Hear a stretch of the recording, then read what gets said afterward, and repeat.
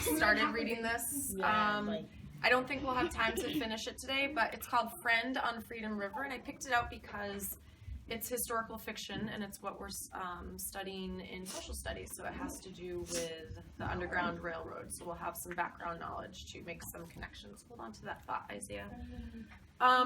So one thing that is important for us to do when we're reading historical fiction is to think about, it's hard to know what people back then felt about the things that were happening in history.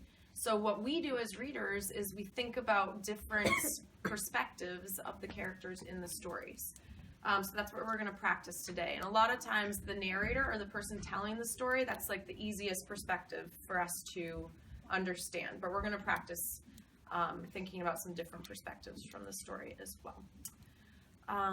So again, it's called Friend on Freedom River by Gloria Whalen. And it's about a story about a boy whose father is gone, and while he's gone, he runs into some runaway slaves, and he has to decide what to do to help them or not. Isaiah, real quick. On the cover, on the corner, there's like a little red spot. Yep, it's just some paint. So this was like in like the 1800s when they have slave labor? Yeah, so what are you thinking about the time period, Mary? 1800s. Right, and slaves are trying to escape to freedom. So we know that as readers with historical fiction, we have to really pay attention to those, what do we call them, nuggets, right? To pick up on those tiny clues about what life was like during the time period.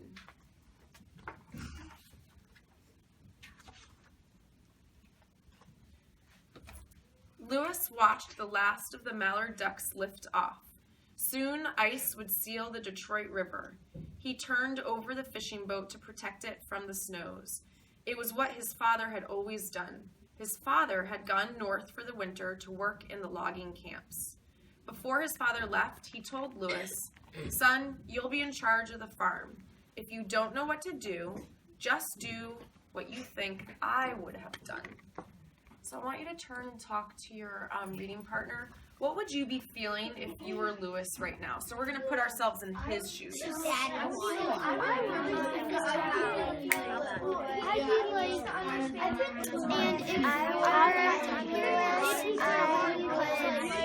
and if they didn't own slaves, like, yeah, if I was Lewis, I would be a little bit, a little lonely because no one's going to take care of me, and I kind of have to stay on my own and kind of adapt by myself, get used to the things without my parents taking care of me. To add on, I would feel kind of nervous and feeling alone, but I would also listen to like my father's words. So we've talked about this before, but we've kind of used the analogy. It's almost like we take off our shoes, right, and we put on the shoes of the character to see what they would be thinking or feeling. So was anyone able to do that? Share what you or your partner are thinking, Mina? I was thinking that maybe I would be proud because it's my responsibility to take care of the farm, and I have to choose what's right. I would be nervous and also proud because it's a big responsibility to take on a huge farm, and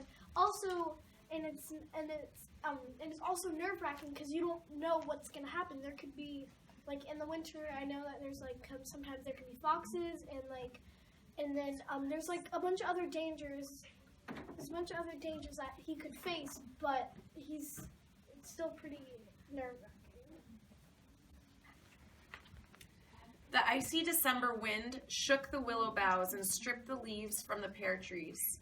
Lewis's grandparents had brought the pear trees with them when they came from France to America. Downstream in Detroit, the steamboats and schooners were racing winter to the sea. There was a rustle in the alder bushes. Lewis thought, a deer or a fox. A voice whispered, "Are you a friend?" Lewis was so startled he dropped the boat. Those words meant only one thing: runaway slaves. turn and share with your shoulder partner what you were thinking right now. I was thinking that he's like surprised, and I'm also thinking like since he asked that are you a friend? He's asking for mercy and sees you for that, and I think he's asking you to take him into his room to take care of him the next morning that he like that. Like I was thinking the same thing because like if I think like if his dad would do the same thing, like he would be doing the same thing like him, and like be responsible and like not take them in and see like what they keep doing to him, and instead of like just taking the family in and helping them and like help them like with their problem and stuff. But I'm also gonna think since it's just him and his dad's not gonna tell him no you can't do this, he might just pee himself out. Did anyone find themselves automatically putting themselves in Lewis's shoes? Yeah. Bryce? But I thought it's like kind of nerve-wracking, kind of like what Daniel said, because it's like I don't know if I should help them. Should I help them? Should I not say anything to them? Like there's a lot of situations where it could be runaway slaves that like want to try to like kill you or something. Oh, I know. that's what I said.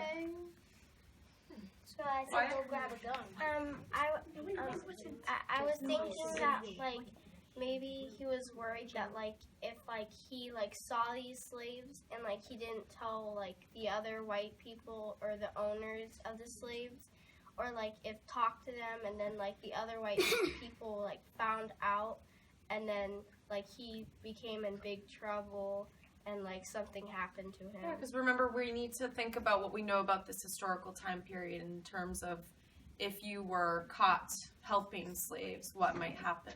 So he's got some things to worry about.